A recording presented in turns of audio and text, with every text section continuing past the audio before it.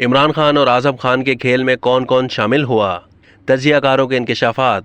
अमरीकी साइफर से मुतालिक पीटीआई के सरबराह इमरान खान और आजम खान की ऑडियो लीक पर गुफ्तगू करते हुए सीनियर एंकर हामिद मीर ने कहा कि वजीर आजम का दफ्तर इंतहाई गैर महफूज है। इमरान खान ने सियासी मफाद के लिए मुल्की मफाद को दाव पर लगाया। ऑडियो की तहकीकात होनी चाहिए। अंसार अब्बासी ने कहा कि ख़तरनाक बात यह है कि आपने गलत झूठा बयानिया बनाया। इस झूठे बयानिए की बुनियाद के ऊपर आपने अपनी इस्टेब्लिशमेंट पर इल्ज़ामात आयद किए। शाहजेब खानजादा ने कहा कि इमरान खान ने सियासी बयानिया बनाने के लिए पाकिस्तान की खारजा पॉलिसी को दाव पर लगा दिया। हामिद मीर ने कहा कि वज़ीर आज़म का दफ्तर इंतहाई गैर महफूज है और वहाँ पर इमरान खान मौजूद थे तो उनकी गुफ्तगू डार्क वेब पर आ गई है और शहबाज शरीफ की भी आ गई है।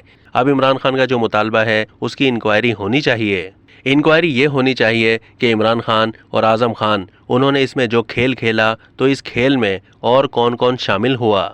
आज़म खान और इमरान खान दोनों को कौम को जवाब देना चाहिए। इमरान खान का जो मुतालबा है कि इस पर इंक्वायरी होनी चाहिए, मैं समझता हूँ कि इस पर अमल दरामद होना चाहिए, इसकी इंक्वायरी होनी चाहिए। इन दोनों से भी इस मामले पर पूछा जाना चाहिए कि आप दोनों ने जो ये खेल खेला है अपने सियासी मफाद के लिए पाकिस्तान का मफाद दाव पर लगाया, आप ये किस तरह कर सकते हैं? मेरी इतला ये है कि तहकीकाती इदारों को ये पता चल चुका है कि ये सारी जो ऑडियो लीक्स हैं इनको डार्क वेब पर पहुंचाने वाले सहूलतकार कौन हैं। हामिद मीर ने कहा कि इस सिलसिले में जब तफसीलात सामने आएंगी तो जिस शोबे से मेरा और आपका ताल्लुक है हो सकता है इस शोबे के कुछ लोगों के नाम भी आ जाएं। मेरा इशारा मीडिया इंडस्ट्री की तरफ है जिन्होंने कि इसमें सहूलतकार का रोल अदा किया है। आज कौमी सलामती कमेटी की मीटिंग है, इसमें ये सारी तफसील नहीं रखी जाएगी, अलबत्ता वजीर आज़म को अलहदगी में बता दिया जाएगा। आने वाले दिनों में पाकिस्तान के कुछ और सियासतदानों की ऑडियोज़ और वीडियोज़ सामने आ सकती हैं। मज़हर अब्बास ने कहा कि मजमूई तौर पर इन तमाम लीक्स को आप पाकिस्तान लीक्स कह सकते हैं। इन तमाम लीक्स से पाकिस्तान को नुकसान पहुंच रहा है। वज़ीर आज़म हाउस अगर महफूज नहीं तो वज़ीर आज़म कैसे महफूज हो सकता है? आप कितने कमज़ोर हो गए हैं कि आपके मुल्क का चीफ एग्जीक्यूटिव चाहे वो इमरान खान हो या शहबाज शरीफ वो गैर महफूज हैं, उनकी गुफ्तगू गैर महफूज हो गई है। हो ये रहा है कि जब किसी की लीक्स आती है तो मद्दे मुकाबिल जश्न मनाता है। ये कोई नहीं सोच रहा कि इसके पीछे कौन लोग हैं, ये चीज़ें क्यों हुई, कैसे हुई। इन चीज़ों को सिक्योरिटी इदारों को बहुत संजीदगी से लेना चाहिए, हुकूमत को बहुत संजीदगी से लेना चाहिए। सबसे बड़ी बात यह है कि पाकिस्तान के सियासतदानों को इसको बहुत संजीदगी से लेना चाहिए कि वो कहाँ आकर खड़े हो गए हैं।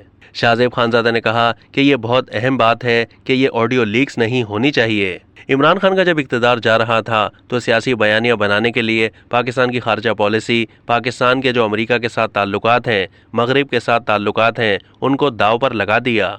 ऐसी कोई साजिश नहीं थी। एक साइफर आया था, उसमें एक सिफारती लैंग्वेज थी जो सख्त थी। जिस सिफारतकार ने वो साइफर भेजा था उन्होंने भी कहा था कि हमें डी मार्च करना चाहिए, जिसका इस ऑडियो लीक्स में जिक्र भी हो रहा है।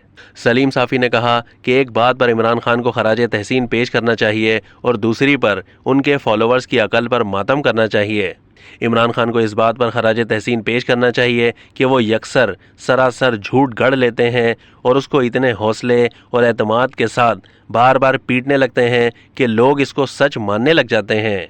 अब तक के लिए इतना ही। मज़ीद मालूमात के लिए डेली जंग के यूट्यूब चैनल को सब्सक्राइब कीजिए।